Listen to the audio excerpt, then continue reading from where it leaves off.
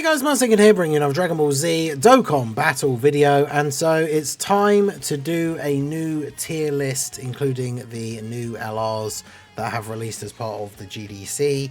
I don't know whether they would make it into the top 10 anyway, but just to say ahead of time, I haven't included the Int Rose and the Tech Vegito with their temporary buffs. I don't know if they would be in the top 10 regardless, so I suppose it doesn't really matter. But just for anyone, if you believe that they should be on the list above any of the other characters that are here, I decided not to include them into the consideration anyway, because obviously it's only for the duration of the Global Dokkan campaign, and then they go back to normal and would just immediately come out of the list. So I can understand people who, I guess, would want them to be in the list, because we're doing the tier list as of now in the game anyway, but that's just a note to explain why, if you think they should be in here, I didn't even think about whether they would make it into the top 10, to be honest. So they're not considered. But we're going to be talking about the top 10 LRs in the game currently. Now, as I always say with my tier lists, remember that this is all my personal opinion and it is down to my own experience playing the game. So if you have a different experience, you might think units are better or worse, especially when it comes to units that do have a lot of RNG in their passives, or, you know, have the potential to reach certain heights. It might be a case that every time I use them I feel disappointed, every time you use them they absolutely go off, and so then you would obviously disagree with some of the placements on the list. But like I say, this is just down to what I have experienced in the game so far. It can always be likely to change, and as I always say, if you guys disagree with any of the placements, do let me know why down below in the comment section. I always like seeing people's reasonings, and when people are actually constructive and leave interesting explanations and good comments, it has led me to change my mind in the past. This is like the disclaimer that I always put on tier lists, and every now and then one of those comments will still come through anyway, because those kind of people don't bother listening to stuff like this regardless. But people that just comment like, lol, you think this unit is better than this unit, and it's like, yes, that's why I put them where I put them on the list. Like, that comment doesn't like contribute anything, and you're not what kind of response do you want out of that, right? I try my best to explain why I put the units where I put them, but I always like seeing your guys' explanations, even if you disagree with my placements, if you disagree with the logic that I use. Bear in mind, I am taking into account the new event into the game a little bit, but it's not like the be all and end all, and I don't really factor in Festival of Battles that much when I rank my characters, because I don't care about that event. I think it's irrelevant. I mean, it's literally a case of if you don't stack, you're probably not going to be that good in that event anyway. There are some exceptions, of course, but it's not something that I consider when thinking about like the rankings for characters. So with all of that being said, let us go ahead and jump in straight away with number 10. Which is going to be the Reversible Exchange, Kale and Caulifla.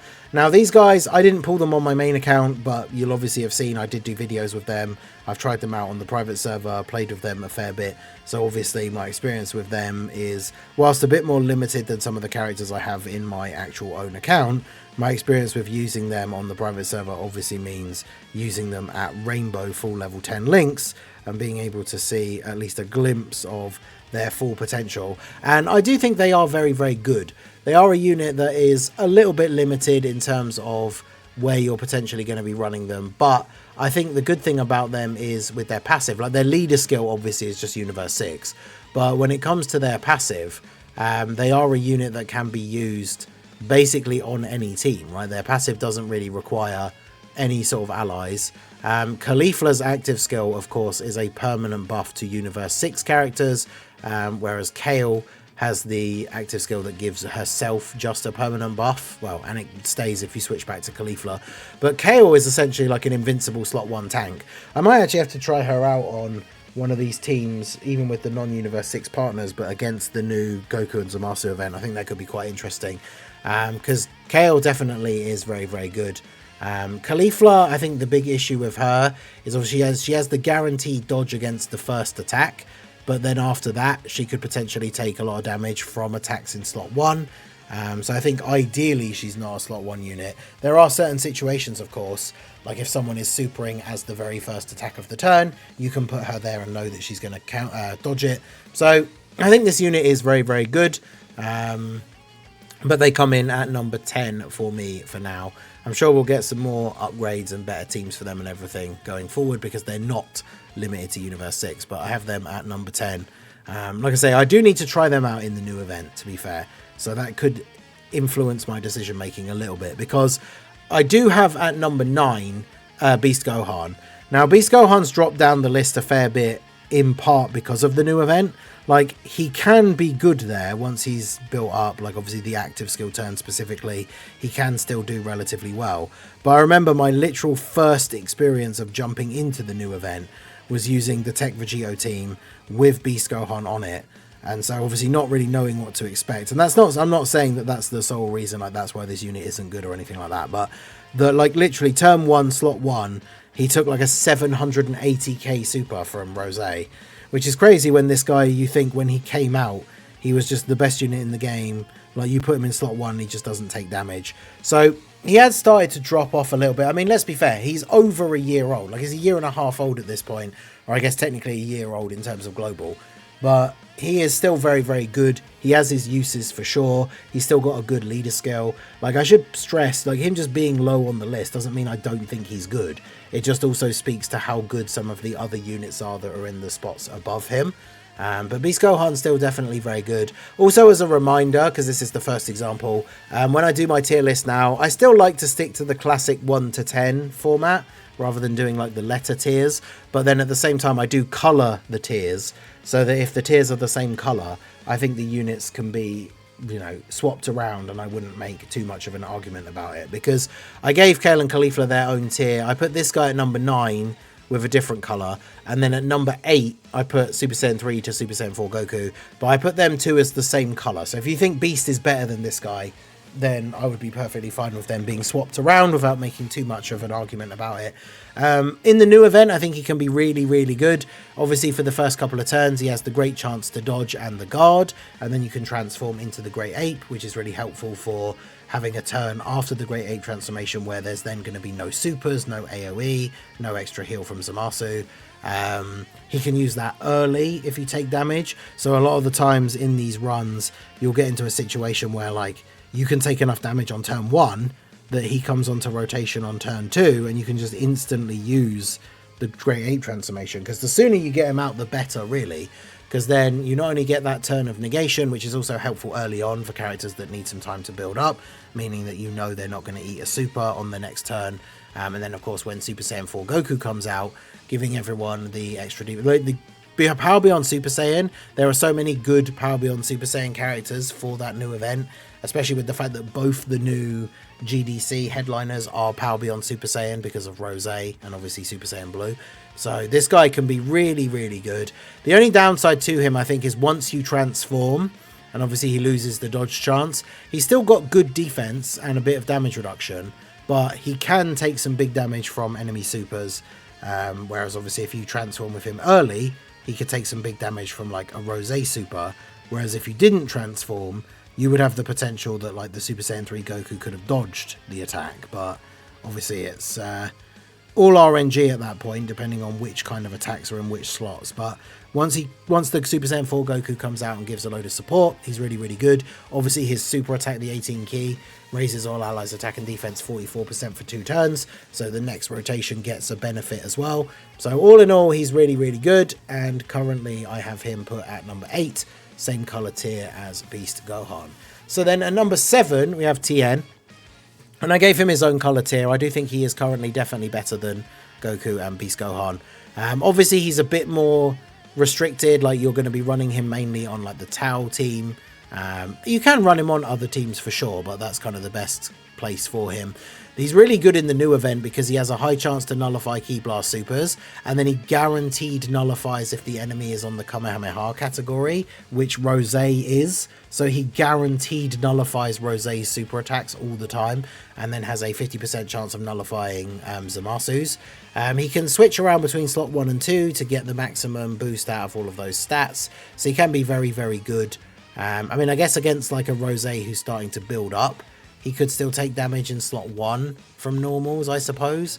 But to be fair, the first attack that he takes, he has so much damage reduction that I suppose it doesn't really matter. So he's a very, very strong unit, puts out big numbers, Overall, just a solid character. Like they really did a good job with the Tao celebration, bringing out Tao and this guy, characters that not a lot of people were necessarily super hyped. I know some people were, of course, but they did a good job of making them really good. So I haven't got a huge amount more to say about Tien. Again, he's a character that I've used only on the private server, so I've got to test him out rainbowed. Obviously, I was trying to use a rainbow friend to do the million arena stuff, even though that all, of course, turned out to be a complete waste of time. But yeah, this guy's really good. I think he is a solid character. He's not on as many teams as some of the others, which I guess could hurt him a little bit, but I don't necessarily put him down a whole bunch of places because of that. So I have him at number 7 with his own unique tier. And now we get into the top 6, and to be honest, I think at this point with an LR tier list, this is where it kind of becomes obvious who the top 6 units are going to be. I think the difference is then just the case of which order do you put them in. So for me, when it comes to the top 6, I have separated them into like 3 tiers because I think they're all fairly close. But at number 6 and then number 5, we have the gods and the Super Saiyan 4s. I know a lot of people put the Super Saiyan 4s above characters like Vegeta, like the AGL Gogeta, but I think the new event is really interesting for these characters because if they're on turn 1, then they get that 77% damage reduction and guard, so you basically know they're going to be fine on turn 1. They can even slot 1 on turn 1, although they do still take a little bit of damage from the Rose, especially if it's like pre their attack, like it's a slot 1 frame 1 super. But that's really good, that's fine. They get a bunch of attacks off, and then obviously their next turn is then when it becomes a little bit more sketchy, because their active skill, they can transform on turn 4. So one of the things I found with the new event is if these guys start off on turn 2, a lot of the time it gets to turn 4, and then you kind of just want to transform them straight away, because depending on the locking and like where the attacks are, you either need the gods to have that big extra dodge chance that they get from transforming into the blue, or you want the Gogeta to have the super attack countering, and obviously the fact that his super attack, his defense and damage reduction is massive, like especially after he's attacked. So you often find that you need to transform them straight away, which is not the strength of the unit, right? Their strength is in the longer events, getting as many stacks with them as you can, while they still have this like 7 turns of guard. So don't get me wrong, like these two are still fantastic. They're still 2 of the best units in the game, but I think maybe I prefer, I guess it depends. Like a lot of this is about the new event as well, right? So I mean, realistically, you could put some of these guys on the same color tier. I mean, I put them both on the same color tier, but then when it comes to number 4 and number 3, we have Vegeta at number 4 and Goku at number 3, aka Vegeta and then Gogeta. Now, the big thing is a lot of people have been down on the Gogeta since the anniversary, and then some people have actually always argued that he's just as good as Vegeta. But the interesting thing is, for me, when it comes to the new event, my first win in the new event was with double Gogeta leads, because of the turn 4, like Goku active skill with the reverse with the Veku, right, using the Ghost Usher.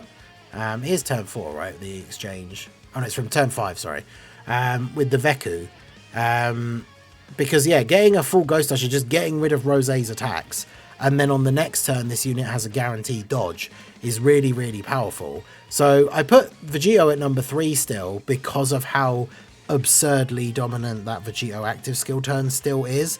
But honestly, in the new event, I genuinely feel like in a lot of situations this guy is better, largely because of just the Goku part of the card and the active skill, whereas like the base Goku and the base Vegeta aren't particularly great in the new event. And I mean, you could Potara break with the Vegeta and he can be a relatively good tank, but even with the Potara break, like mine's at low dupe level, and so him being in slot 1, even with the damage reduction and the guard, can still take big damage from a Rose super attack. So it's interesting to think, because like I still think these guys are 2 of the best units in the game for sure, and I'm not trying to downplay Vegeta or the like Gogeta or anything like that, but in the new event, I feel like you don't even necessarily need to see Gogeta, because the Veku active skill is so useful, and if you're running double leads, depending on how the turns pan out, you can always end up using one of the Veku active skills, and then you end up getting to the point where you've taken out Zamasu and just Rose is left, and then the other Gogeta can use his active skill and give everybody the crazy buffs, or you just end up using this other Goku active skill again, which is super, super good. So I know a lot of people put these guys above, especially Gogeta. I know some people even argue that he's above Vegito because of how good Super Saiyan 4 Gogeta is, but the problem is, as I say, Super Saiyan 4 Gogeta, you can get him out straight away on like turn 4, but then he's obviously not going to be as powerful as if you stack up more pre-transformation.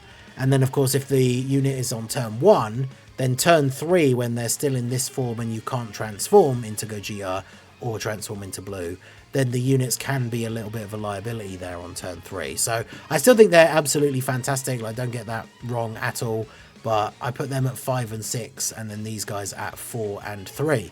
So that leaves absolutely no surprise as to who is 1 and 2, the two new units from the Global Dokkan campaign.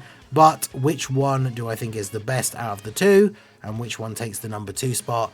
Well, I will let you know right now. The number 2 spot goes to the Goku and Vegeta, which for some reason the wiki doesn't load the art, and the number 1 spot goes to the Rose and Zamasu.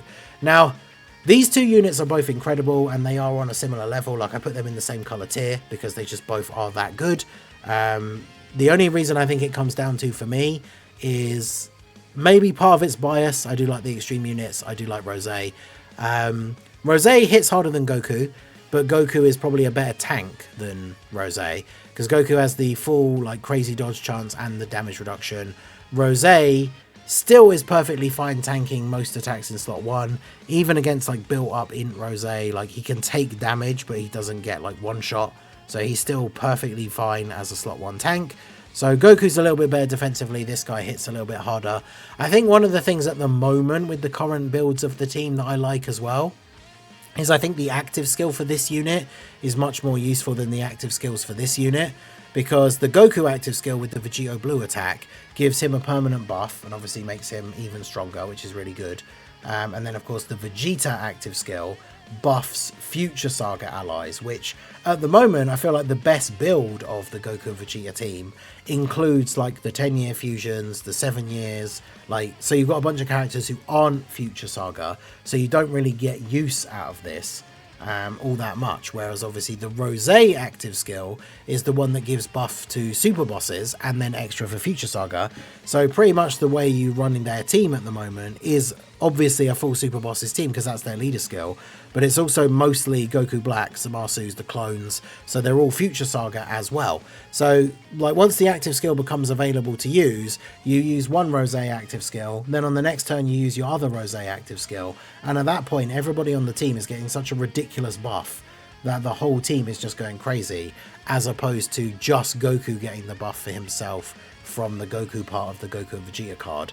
I also do think that the Zamasu part of the card is better than the Vegeta, although there's not like a huge amount in it. They're both good, but they're both kind of situational. Like I do find a lot of my runs, unless an opportunity presents itself, or maybe because of locking, a lot of the time I don't even bother to actually exchange into Vegeta or Zamasu. Zamasu can be really good in a situation where you start the turn on low health. You can switch to him, use the active and basically just get a full heal, and then the unit gets a permanent buff, so you can switch back to Rose and he's even tankier in slot 1, which obviously is a strategy that works really well. And then Vegeta, if you've got a situation where you can have him in slot 2 or even slot 3, can get a lot of attack. You can use his active skill in slot 3 for him to get the buff and then move him, and he still has the crazy extra attack and an additional super, additional attack and guaranteed crit, which of course counts if you switch back to Goku as well. So you could use his active skill in slot 3, I believe, and then switch back to Goku and you still get this. I think you do get the future Saga buff, but even so, like using this in slot 3 then putting him in slot 2, he can hit some pretty crazy damage. I think the Vegeta part of the card is going to get a lot better and potentially see more use when we get the Int Vegeta and Trunks Easy A, so that they can sit in slot 1 and then this guy can go into the Vegeta form and go in slot 2 and do crazy damage, as well as giving the support to Vegeta and Trunks because it's a character whose name includes Trunks, which again is a thing that currently is way better for the Rose, because you can basically run a team build with the other Roses and then the clones, so that like every unit on the team has the name Goku Black, so they're all getting this buff. So let me know what you guys think down below. I don't think there's in any way a huge gap between these two units. I put them in the same color tier, but I personally think that Rose and Zamasu are number 1 and that Goku and Vegeta are number 2, but it is incredibly close. They're in the same color tier, so as long as you think that they are 1 and 2, then obviously I wouldn't disagree. It just depends, like if you want to switch Goku and Vegeta to number 1 and you think that Zamasu and Rose are number 2, then I probably wouldn't argue, even though I do like the Rose and Zamasu more. But yeah, I probably wouldn't argue with that just because both units are so incredibly good, right? So if we take a look at the proper zoomed out tier list here, in reverse order, we have at number 10 the Exchange Kale and Caulifla, then at number 9 Beast, and number 8 Super Saiyan 3 to Super Saiyan 4 Goku, but they're the same color, so if you wanted to switch them around, fine. Number 7 we have Tien. Then at number 6 we have the Gods, and number 5 the Super Saiyan 4s, again with the same colour. I think most people probably agree, right, that the Super Saiyan 4s are better than the Gods, but let me know if you disagree. And then number 4 we have AGL Gogeta, number 3 Tech Vegito. I think there are still arguments you can make for some events where Gogeta is better because of that Veku active skill especially, but I still think the Vegito turn is still so absolutely ridiculous that you can't discount Vegito at all. And then number 2 Goku and Vegeta, number 1 Rose. I mean, the reason why I think they're better than Vegito, because Vegito is a god of the game on that active skill turn, but like these units are just better than them on every single other turn.